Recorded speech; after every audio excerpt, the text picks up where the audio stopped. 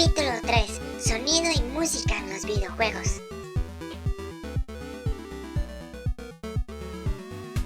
Con los hermanos Lumière y la aparición del cine a finales del 1800, las imágenes en movimiento se convirtieron en el espectáculo más innovador de principios del siglo XX. Pero recordemos que en sus inicios el cine era silente, o no se había descubierto cómo capturar y reproducir el sonido junto con las imágenes captadas por la cámara.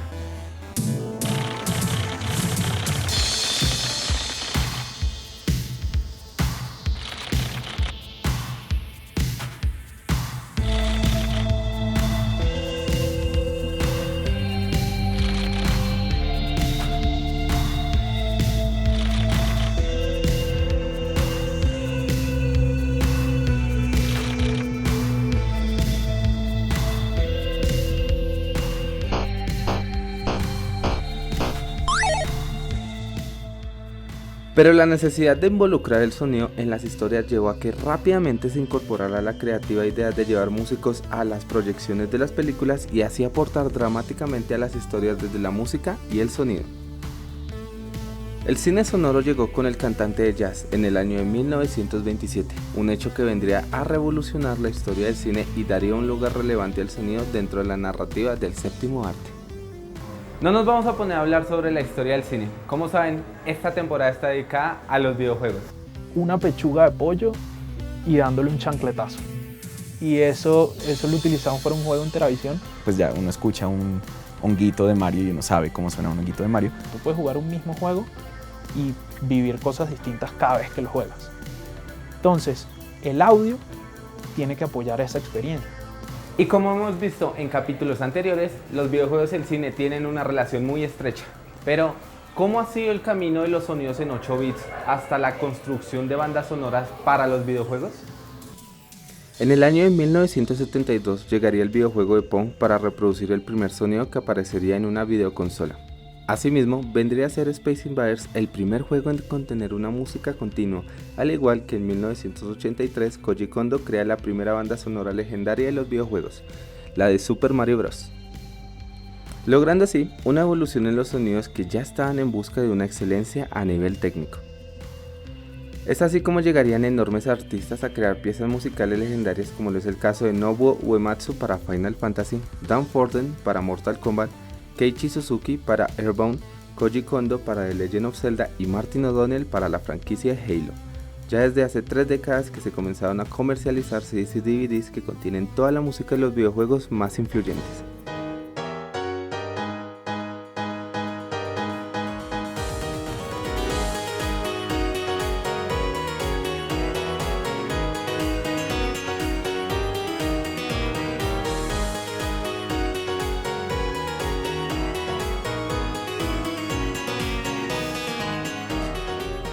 Yo soy Tarik Burney, músico, diseñador sonoro y productor audiovisual.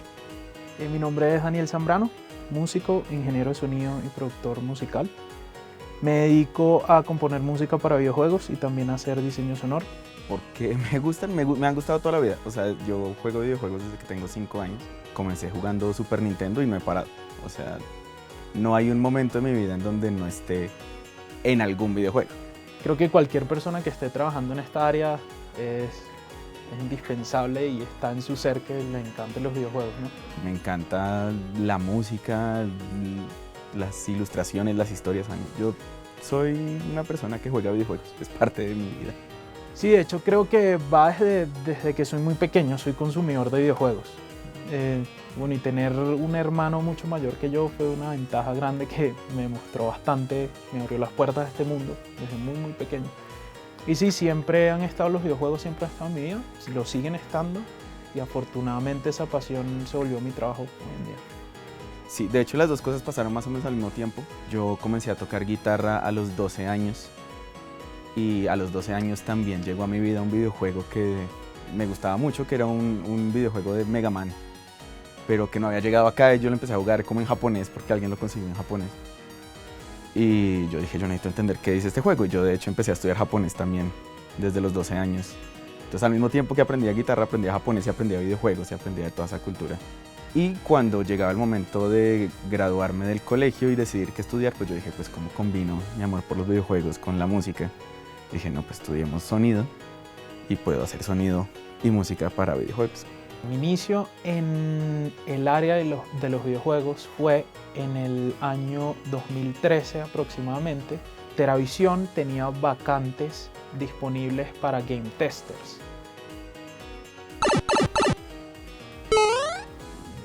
Game tester. Un game tester es la persona encargada de buscar errores en los videojuegos antes de su lanzamiento al público.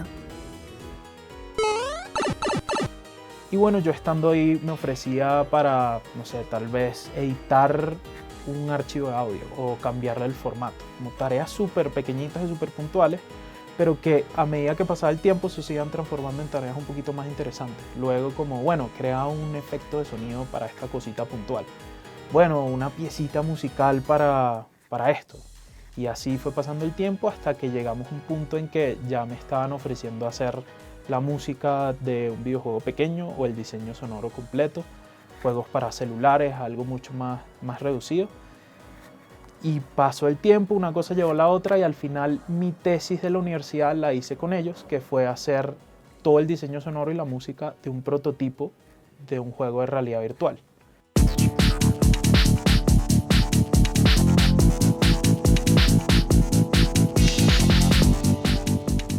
Creo que lo que hay que diferenciar entre un videojuego y una película es el factor de interactividad que tienen los videojuegos.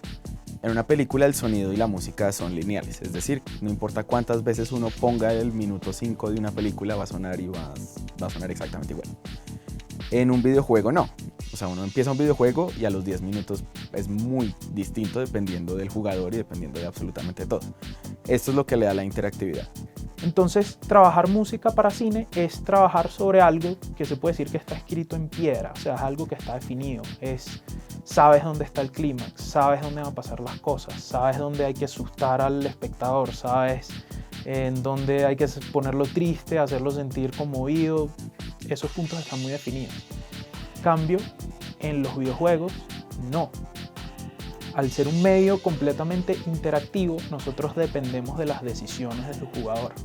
Entonces, si yo estoy haciendo un videojuego que sucede en Bogotá, es perfectamente lógico ir a grabar ambientes en Bogotá, ir a grabar ambientes muy característicos de Bogotá. Lo que es distinto entre una película que sucede en Bogotá y un videojuego que sucede en Bogotá es que yo tengo que pensar cómo implementar ese sonido para que cambie el sonido cuando el jugador esté bajándose del Transmilenio y cuando entra a una casa. Sí, igual tengo que ir a grabar esos ambientes, pero lo tengo que pensar cómo se implementa, es decir, cómo es la interactividad. ¿Será que el sonido baja y entra el sonido del Transmilenio o será que se corta completamente porque cambia la escena? O sea, es una manera distinta de pensar la implementación. Y eso puede afectar la manera en que uno recibe la narrativa, porque tú puedes tomar caminos distintos y decisiones propias que te hacen vivir una experiencia única, incluso jugando el mismo juego. Tú puedes jugar un mismo juego y vivir cosas distintas cada vez que lo juegas. Entonces, el audio tiene que apoyar esa experiencia y a eso lo llamamos audio interactivo o audio dinámico.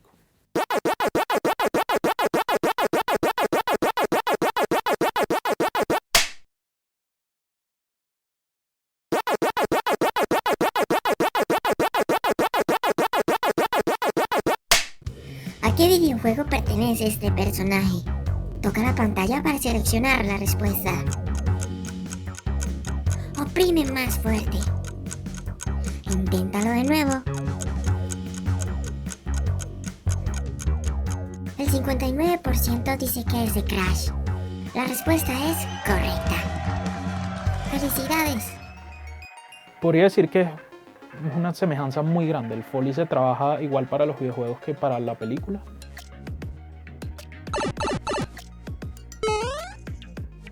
El Foley o efecto de sala es un sonido que busca emular el ruido de algún elemento en pantalla que se necesita por diversos motivos técnicos.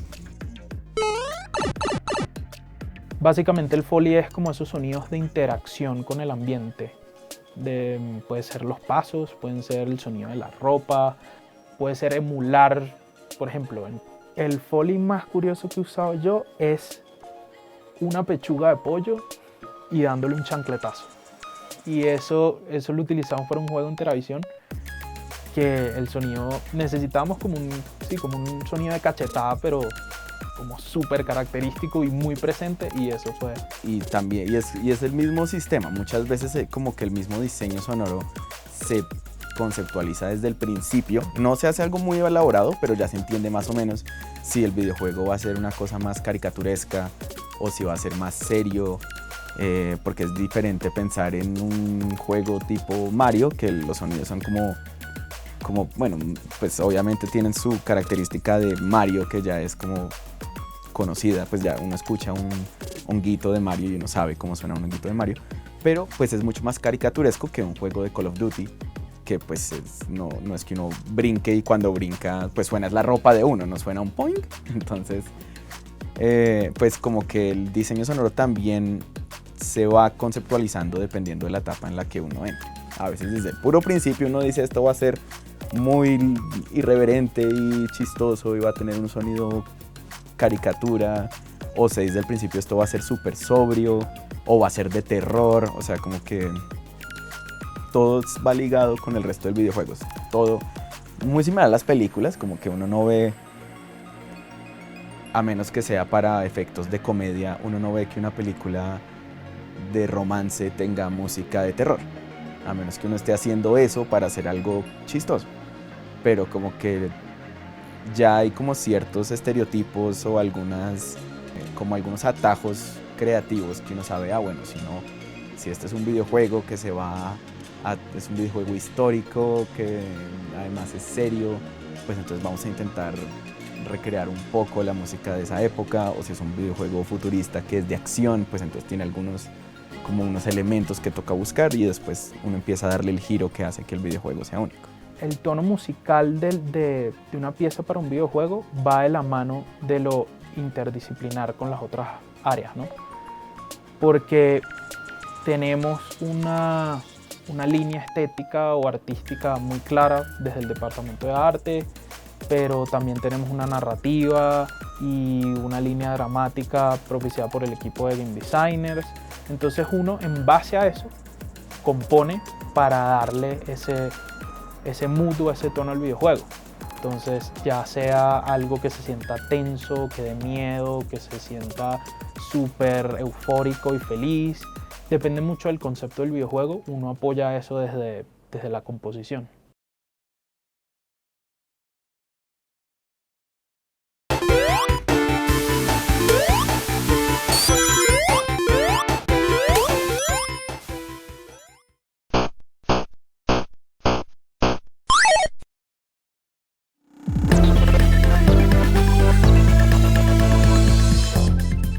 Bueno, mi nombre es Andrés Moyano, trabajo en la oficina de comunicaciones del distrito y ya. Bueno, mi nombre es Brian, yo soy estudiante de ingeniería electrónica. Me gustan, pero no los he vuelto a jugar. Un tiempo que estuve como aficionado a un videojuego en especial, pero no los he vuelto a jugar. Los de shooter, me gustan mucho los juegos de disparos, principalmente pues porque tienen muchísima emoción, tienen los diferentes como ambientaciones, sonidos, variedad de armas. Sí, claro. Más que todo, por ejemplo, los de shooter, pues son muy importantes, por ejemplo, como uno ya está como en un campo de batalla, importa mucho, por ejemplo, que la posición del enemigo, que dónde se encuentra, dónde están disparando, dónde estoy ubicado, y el sonido claramente es muy importante porque es la ambientación como tal. Entonces eso hace que sea más envolvente el juego.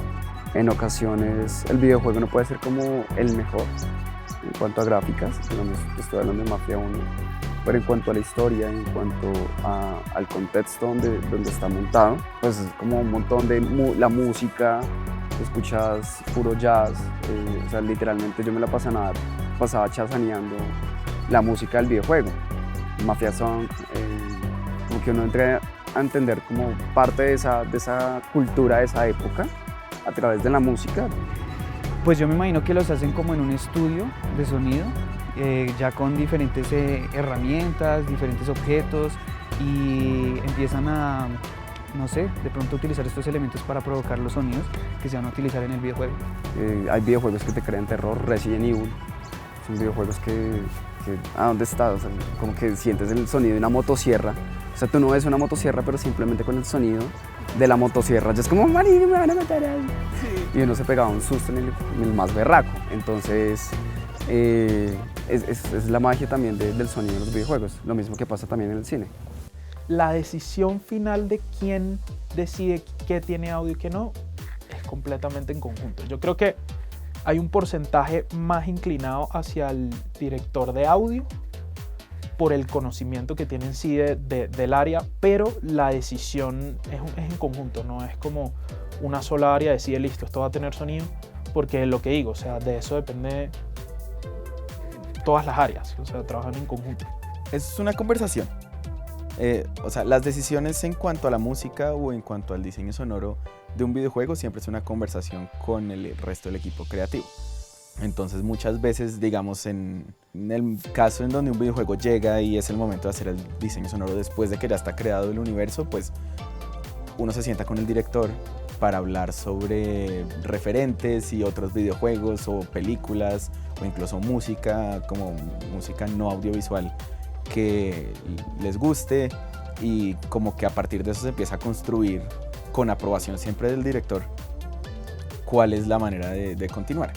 Porque pues siempre hay un equipo, pues el director o la directora siempre van a tener como claro, y a veces lo que necesitan es como abrir una conversación con el músico o el diseñador sonoro para entender bien esa visión que representa en sonido.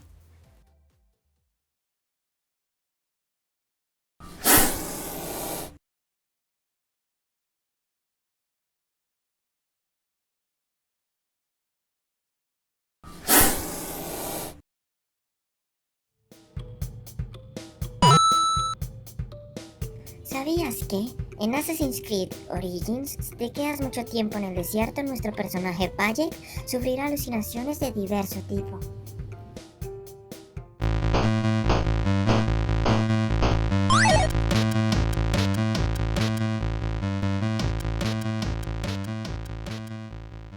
Muy buen día para todos nuestros queridos espectadores del Magazine de Cine temporada 15. En este capítulo, el capítulo 3, vamos a hablar sobre el sonido. Entonces, pues antes de empezar con todo esto y empezar a jugar un poco, quiero presentarles a Oscar. Soy Oscar Contreras, soy músico dedicado a la composición orquestal, sobre todo para proyectos audiovisuales. Y Oscar, ¿te gustan los videojuegos? Bueno, yo dejé de jugar hace mucho tiempo, pero siempre he sentido fascinación por su música. Digamos que una referencia que siempre he tenido es Contra, y de todos los juegos japoneses, pues la música, sobre todo los juegos setenteros y ochenteros, y de la época que me tocó a mí, que fue de los 90, que se hacían MIDI, que sonaba medio pajarito, pero la composición era tremenda, no, pues hay un amor hacia los juegos, ¿no? Ok, Oscar. Mira, lo que vamos a hacer ahorita es que vamos a probar dos juegos. Vamos a probar dos jueguitos. Vas a analizar, mirar, sentir ese ambiente sonoro que nos ofrece cada uno. Y te haré unas preguntas al final de esto. Vamos a ver si se relaciona con el cine, si se puede o no. ¿Listo? Vamos a empezar con el primero, que se llama Res Infinite. ¿Listo?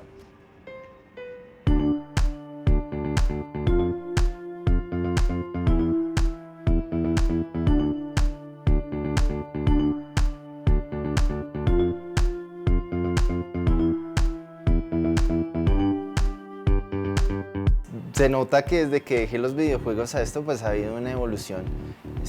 Digamos, yo veo más que la composición musical, el que hizo es el diseño sonoro. Porque en este juego, en este capítulo que me enseñaste, vemos es un loop batería, tum, tum, tum. Cada vez que le pegabas o atinabas a los objetivos, salía acordes, trum, trum, trum. Cuando hacías como moñona, en el sentido que dabas a más de a uno, ya salía, digamos, un acorde mayor y se iba aumentando la velocidad. La música puede ser sencilla porque está basada en loops, en samplers.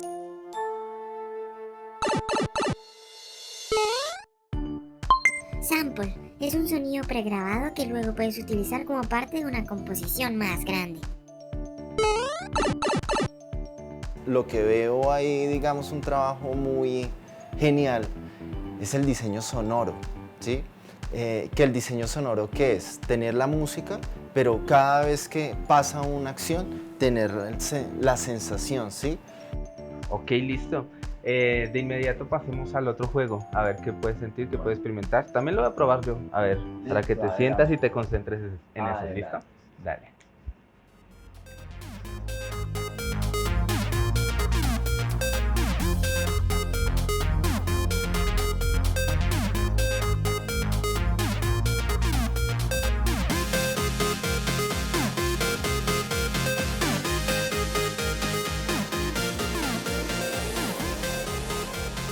Bueno, como estuve lo mismo, pues centrado en la música, la composición de este videojuego en cuanto a la instrumentación está hecha con Native Instruments.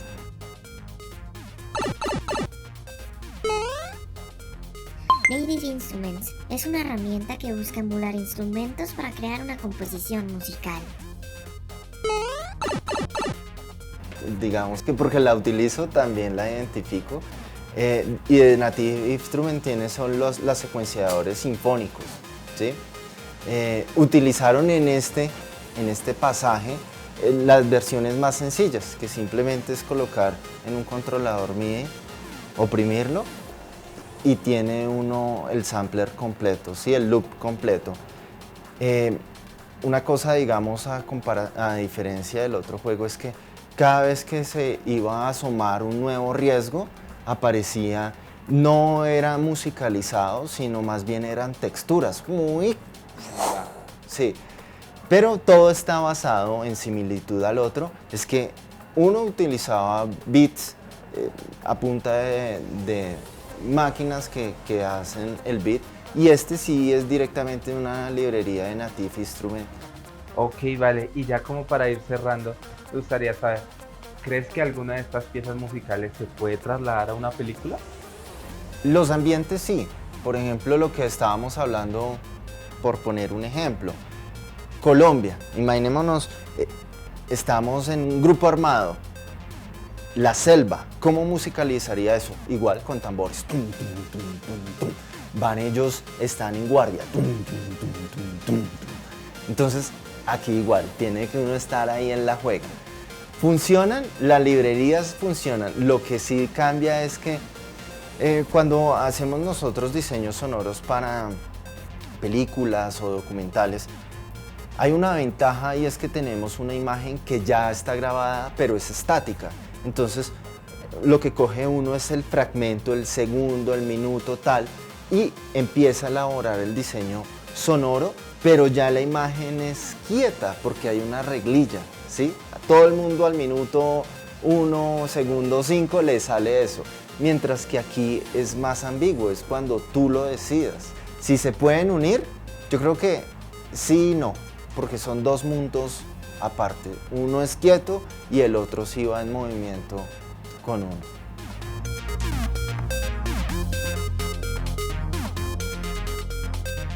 Me pueden buscar en Instagram como Oscar Guitar, de guitarra, Oscar Guitar 123. Yo creo que de los mejores consejos que puedo dar, que seguro ya lo están haciendo, es jugar videojuegos. Yo creo que es la mejor referencia que uno puede tener, uno siempre que está hablando con un director o con un equipo de animación o de diseño, siempre se utilizan referencias de otros juegos. Es consumir información de primera mano y de personas que ya han pasado por un proceso largo y tienen conocimiento del área, y jugarlos prestando atención al detalle, como, ok, ¿qué pasó con la música acá? ¿Por qué cambió? ¿Por qué pasó esto? Creo que si uno los disfruta y uno los juega y uno le gusta en el momento de crearlo, uno también quiere meterle como esa pasión, como yo quiero que la gente se sienta como yo me sentí jugando este juego cuando pasó tal cosa, entonces quiero meterle todo eso a la música o al sonido.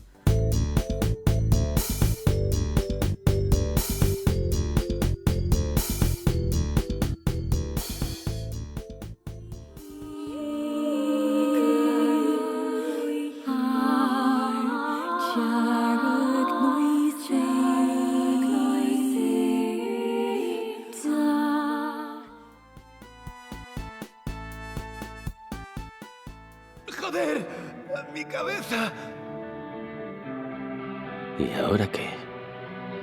Ahora descubres qué tienes que hacer.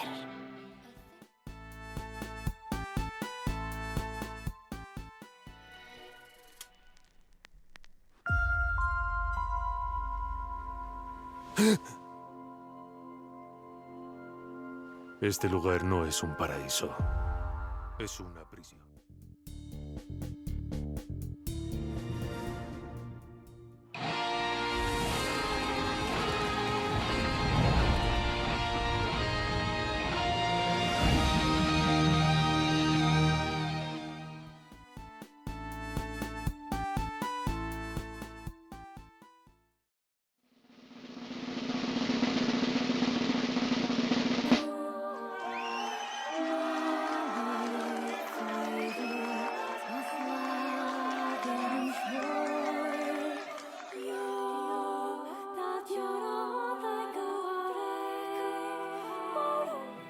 La página de mi empresa es teravisiongames.com. Ahí pueden ver el último juego que hicimos, que salió para plataformas de realidad virtual. Mis redes sociales personales, tengo un Behance, ahí tengo un portafolio de audio de varios juegos que he trabajado, por si quieren echarle un ojo. Y Instagram, Dani Zambrano L, ahí no subo mucho contenido como relacionado con videojuegos, pero sí bastante contenido musical de producciones y proyectos personales. Pues mis redes son @burneytarik en todas las redes sociales. Tarik se escribe con Q. Y estoy en Instagram, en Twitter, en todas. Y para seguir a Iman Music, principalmente posteamos mucho en Instagram. Somos @imanmusicstudio. La página es www.imanmusic.net, donde pueden ver ahí tenemos muchos de nuestros, pues el portafolio tiene muchos de nuestros proyectos y también nuestros podcasts, películas, videojuegos, todo está ahí. Qué increíble lo que puede generar el ambiente sonoro en un videojuego, ¿no? Actualmente la música de los videojuegos ya es reconocida como un género musical, pero los sonidos no son los únicos que intervienen en la creación de un videojuego. También existen otros departamentos como lo es la dirección de arte. Los invitamos a ver el nuevo capítulo del magazine Vecine, donde expertos nos ayudarán a indagar sobre la creación de los videojuegos.